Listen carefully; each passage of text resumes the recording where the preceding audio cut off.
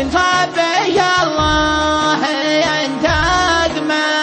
هل من قساوات محبني ولا من الفقر والأزمة؟ قالت لي ابكي على ديني وابكي على واقع الأمة، وابكي من إجرام صهيوني يستهدف الطفل والحرمة، واكثر مشاهد تبكيني وتدي الضيق والكتمة، قتل الرضيع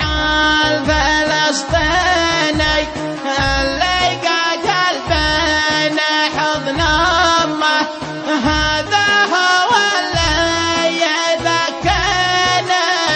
ويسلب النوم والبسمه، وليت دمعي وزيني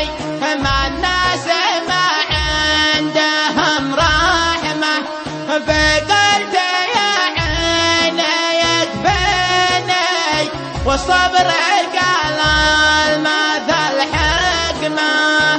يا عيني جفت شراييني والنفس بالحزن من صدمه، قالت لي العين ما بيني اصبر على الظلم والظلمه، قمت العرب ما يخليني اعيش والوضع من زجمه، وين الرجال ما يمني بتجلى